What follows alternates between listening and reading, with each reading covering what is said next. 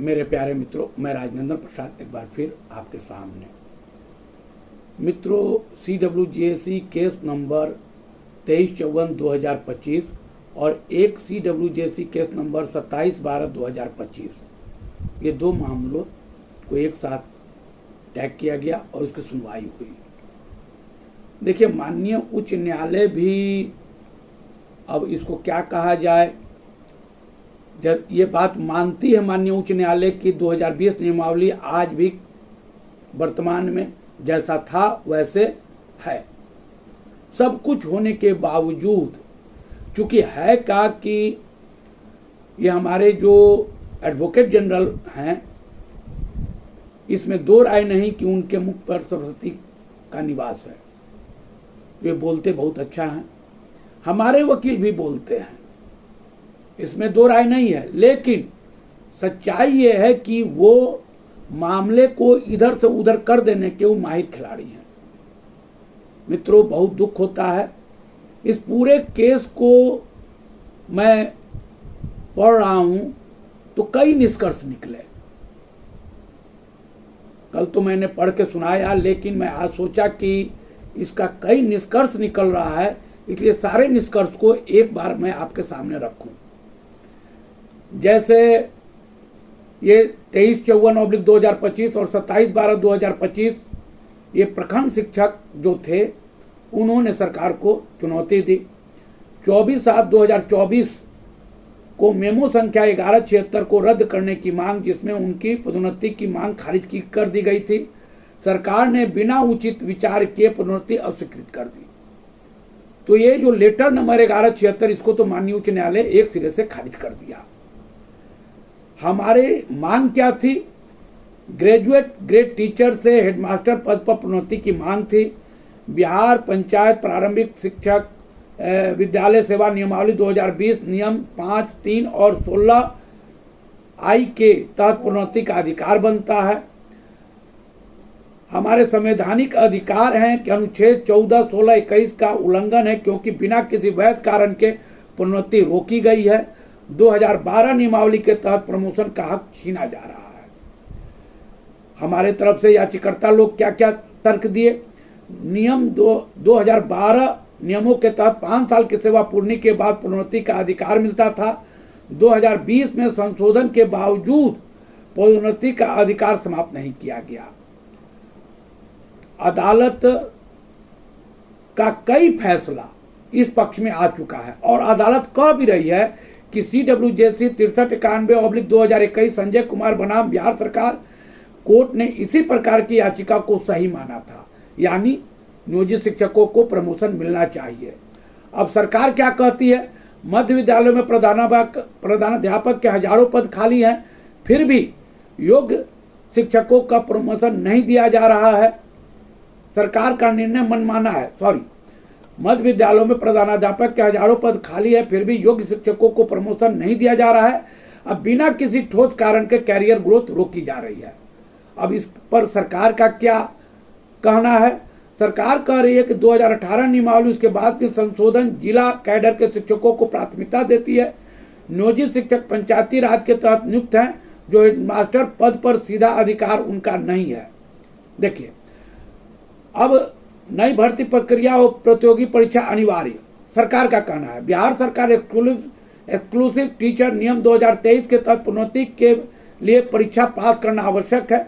बिना परीक्षा के पद हेडमास्टर पद नहीं मिलेगा। अब गुणवत्ता का ये तर्क दे रहे हैं। राज्य सरकार का कहना है कि प्रतियोगी परीक्षा से योग्य शिक्षकों का चयन होगा। नए नियम संविधान के खिलाफ नहीं, बल्कि शिक्षा की गुणवत्ता सुधारने के लिए बनाए गए हैं। अब अदालत जो है इस बात को अब कह रही है कि प्रमोद कुमार यादव बिहार बनाम बिहार राज्य 2024 केस में सेवा नियमों को मान्यता दी गई है। उस समय यह मान्यता दी गई थी कि नियोजित शिक्षकों का हक छीना नहीं जाएगा। उन्हें जो प्रमोशन देने के लिए सरकार उनके लिए बेहतरी के लिए कुछ कार्य करे, और बहुत सारे दिशा निर्देश दिए गए थे। लेकिन अदालत ये भी बात मानती है कि राज्य सरकार को शिक्षा की गुणवत्ता सुधारने का अधिकार है, लेकिन ये भी साथ साथ कहती है कि पुराने शिक्षकों को प्रमोशन पूरी तरह रोकना अनुचित है। अब इस मामले में बिहार सरकार का क्या रवैया है कि सरकार शिक्षा की गुणवत्ता सुधार करे, लेकिन पुराने शिक्षकों को कैरियर नुकसान नहीं होना चाहिए। ये माननीय उच्च न्यायालय का स्पष्ट दृष्टिकोण है। देखिए, ये बात सही है कि अदालत का फैसला हमारे पक्ष में तुरंत नहीं आया है, लेकिन 2012 नियमों के तहत प्रोन्नति का अधिकार जारी रहेगा या 2023 नियमों की तरह परीक्षा देनी होगी, इस पर सरकार को अपने नीति में स्पष्टीकरण की जरूरत है, अन्यथा उसकी न्यायिक समीक्षा हो सकती है। आने वाले समय में अब सरकार, माननीय उच्च न्यायालय अब अपने स्तर से समीक्षा कर सकती है। देखिए, सवाल ये उठता है कि बार बार इस मुद्दे को सरकार फंसा दे रही है। बिहार सरकार 24 जुलाई को जारी जो स्मारक पत्र निकाला था 1176, उसको माननीय उच्च न्यायालय ने सीधे तौर पर अस्वीकार कर दिया और जो सभी शिक्षक जो 5 वर्ष की सेवा कर चुके हैं प्रधानाध्यापक पद पर प्रोन्नति दी जाए, ये हमारी तरफ से मांगे हैं और वेतन बढ़ोतरी अन्य सेवा का भी लाभ देना चाहिए। अब दूसरा पक्ष सरकार क्या कहती है कि बिहार सरकार ने तर्क दिया कि शिक्षक भर्ती पदोन्नति नई नियमावली विशेष शिक्षक नियमावली 2023 और 24 लागू हो चुकी है। केवल उन्हीं शिक्षकों को पदोन्नति दी जाएगी जो इन नियमों के तहत परीक्षा में उत्तीर्ण होंगे। राज्य सरकार ने शिक्षा की गुणवत्ता सुधारने के लिए कदम उठाया है। अब न्यायालय क्या कह रही है? अदालत ने पाया कि इस विषय पर कई बार सुनवाई हो चुकी है और कई आदेश शिक्षकों के पक्ष में दिए गए हैं। राज्य सरकार को स्पष्ट दिशा निर्देश देने की जरूरत है ताकि शिक्षकों के अधिकारों की रक्षा हो सके। अदालत ने इस मामले को पहले भी आदेशों और नियमों की पृष्ठभूमि में समझने की कोशिश की। देखिए, अदालत बार बार कह रही है कि यह मामला कई बार कोर्ट के संज्ञान में आया, कोर्ट इसको सुन रहा है और कोर्ट इसमें कई बार आदेश दे रहा है। एक पक्ष यह भी किया जा रहा है कि सरकार ने 24 जुलाई 2024 को मेमो संकल्पना को रद्द करने का अनुरोध किया गया। इस आदेश में शिक्षकों को प्रोन्नति से जुड़ी मांग को अस्वीकार कर दिया गया। सरकार का कहना है नए नियमों में 2023-24 के विशेष शिक्षक नियम के तहत प्रोन्नति दी जाए, न कि पुराने नियमों 2012 और 20 के अनुसार। अब याचिकाकर्ता का दावा है कि उन्होंने 5 साल की सेवा पूरी कर ली जो प्रोन्नति के लिए आवश्यक है। बिहार पंचायत प्रारंभिक स्कूल नियमावली 2020 के अनुसार इस पद के लिए योग्य है। सरकार ने इस पदोन्नति प्रक्रिया को रोका है जिससे शिक्षकों का भविष्य प्रभावित हो रहा है। बिहार सरकार ने शिक्षकों को वेतन संरचना नए नियमों के तहत बदला है, लेकिन इसका प्रभाव इनके पिछले अनुभव सेवा शर्त पर लाभों पर भी पड़ा है। याचिकाकर्ता चाहते हैं कि उन्हें पुराने नियमों के तहत वेतन लाभ अन्य सुविधाएं दी जाए। अब फिर सरकार कहती है दूसरे ढंग से। बार बार सरकार इसको मामला उलझा रही है कि जो नियमावली 2023-24 में जो बने हैं विशिष्ट शिक्षक नियमावली, हम उसके तहत प्रमोशन देंगे और उसके तहत प्रमोशन का जो विकल्प है वो कहीं से भी जायज नहीं है। अदालत कहती है कि यदि शिक्षक पहले से ही सभी योग्यता मानकों को पूरा कर चुके हैं तो उन्हें दोबारा परीक्षा देने के लिए मजबूर नहीं किया जा सकता है। पदों को जबरदस्ती खाली रखना, अयोग्य शिक्षक को प्रमोशन न देना अन्याय है। अदालत ने कहा कि बार बार नियम बदल रही है जिससे शिक्षकों को नुकसान हो रहा है। न्यायालय ने यह भी कहा कि शिक्षकों की नियुक्ति प्रक्रिया और वेतनमान को सरकार को स्पष्ट करना चाहिए। मित्रों, माननीय उच्च न्यायालय भी पेशोपेश में पड़ जा रही है कि सरकार इतना नियम बदल चुकी है, इतने नियमावली ला चुकी है कि समझना वाकई बहुत कठिन है। मित्रों, इस तरह से सरकार विरोधाभास कई तरह के माननीय उच्च न्यायालय में अपने बयान को रखती है। अदालत स्पष्ट किया कि पुराने नियमों के तहत नियुक्त शिक्षकों को भी नई प्रक्रिया अपनानी होगी। एक तरफ यह भी कह रही है और दूसरी तरफ यह भी कह रही है कि न्यायालय ने माना कि सरकार को शिक्षकों की समस्याओं को ध्यान में रखकर उचित समाधान निकालना चाहिए। दोनों बातें हैं। कहने का मतलब यह है कि जिस तरह से माननीय उच्च न्यायालय में सरकार अपना रुख रखती है, कोर्ट भी उस तरफ मुड़ जाती है और सही निर्णय हो नहीं पा रहा है, क्योंकि दिक्कत यह है कि हम लोग सक्षमता के खिलाफ जा ही नहीं रहे हैं। हम लोग सिर्फ अपने पदोन्नति, अपने ही मामला को बार बार रख रहे हैं, जबकि कोर्ट में सक्षमता परीक्षा के खिलाफ ही मामला जाना चाहिए था। यह परीक्षा होनी ही नहीं चाहिए थी, लेकिन माननीय कोर्ट भी कह रहा है कि आप लोग सक्षमता के खिलाफ तो आए नहीं हैं, आप लोग सिर्फ अपने प्रॉब्लम को लेकर के आए हैं। तो अपने प्रॉब्लम को लेकर के आए हैं तो सरकार जो बार बार नियम बदल रही है उसके तहत वो बहस करती है और कोर्ट भी उसी में उलझ जाती है।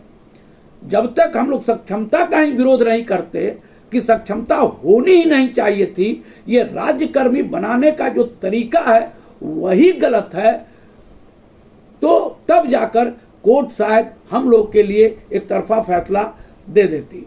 लेकिन ऐसा नहीं होने से थोड़ा विरोधाभासी हो जाता है। देखिए, न्यायिक दृष्टिकोण और भविष्य की कानूनी चुनौती ये बतलाता है कि न्यायालय ने सरकार के पक्ष में फैसला नहीं दिया। सरकार के पास शिक्षा पदार्थ सुधारने का अधिकार है, गुणवत्ता के लिए नए नियम परीक्षाएं लागू करने का विशेष अधिकार भी है, लेकिन यह भी माना कि पुराने नियमों के तहत भर्ती शिक्षकों को पूरी तरह से अनदेखा नहीं किया जा सकता और शिक्षकों के सेवा शर्त को स्पष्ट नीति बनानी होगी। मेरे प्यारे मित्रों, यदि सरकार किसी कर्मचारी से यह वादा किया है कि उसे कुछ वर्षों की सेवा के बाद प्रोन्नति मिलेगी, तो सरकार उसे अचानक नहीं रोक सकती है। सुप्रीम कोर्ट पहले ही सिद्धांत को कई मामले में लागू कर चुका है। कहने का मतलब यह है कि ये जो निर्णय आया है ये पूरी तरह न सरकार के पक्ष में है न मेरे पक्ष में है, मुझे ऐसा लगता है। वैसे आप लोग कानूनी तौर पर इसको अच्छे ढंग से पढ़वाएं और समझें, क्योंकि यदि सुप्रीम कोर्ट में इस केस को चुनौती दी जाती है तो अपनी नीति पर विचार करना पड़ सकता है। ये भी कह रही है सरकार। शिक्षा विभाग को न्यायालय के निर्देशों के अनुसार स्पष्ट और पारदर्शी नीति बनानी होगी। यह फैसला शिक्षा नीति और सरकारी कर्मचारी के अधिकारों से जुड़े हुए कई कानूनी प्रश्न खड़े करता है। यदि यह मामला सुप्रीम कोर्ट में जाता है तो इसका प्रभाव पूरे देश पर पड़ेगा। मित्रों, कहने का मतलब यह है कि हम नियोजित शिक्षक हैं, हम 2020 नियमावली के तहत आच्छादित हैं और 2020 नियमावली आज भी कार्यरत है और विशिष्ट शिक्षक नियमावली 2023 और 24 भी कार्यरत है। दोनों नियमावली है, अध्यापक नियमावली भी है। बहाली अब 2020 नियमावली के तहत नहीं होगी, यह स्पष्ट है। अब बहाली जो भी होगी अध्यापक नियमावली 2023 के तहत होगी, जो लोक सेवा आयोग, बिहार लोक सेवा आयोग परीक्षा लेगी, टीयर 1 टीयर 2 जैसे लिए उसी तरह से लेगी। लेकिन 2020 नियमावली आज भी है, कार्यरत है और सरकार भी मानती है और माननीय उच्च न्यायालय भी मानती है। कोर्ट का कहना है कि आपने जो 2020 नियमावली के तहत जो शिक्षक मांग रहे हैं उसकी समीक्षा कर उनके पक्ष में आप फैसला दीजिए, ये बात स्पष्ट है। लेकिन कोर्ट का आदेश यह स्पष्ट नहीं है कि इस नियम को इतने दिनों के अंदर पूरी की जाए, जैसा कि मुझे लगता है। खैर, फिर भी आप लोग समझदार लोग हैं, इसको अपने स्तर से इसका ठीक से अध्ययन कीजिए, किसी विद्वान वकील से मिल करके इसके बारे में समुचित राय लीजिए, तभी जाकर ये समझ में आएगी। कोर्ट की भाषा है, हम जैसे आम नागरिकों को जितनी समझ है उतनी हम बता रहे हैं और उतनी समझ नहीं है, ये बोलने में कोई हिचक नहीं है कि हम पूरी तरह से आपको हम समझा सके।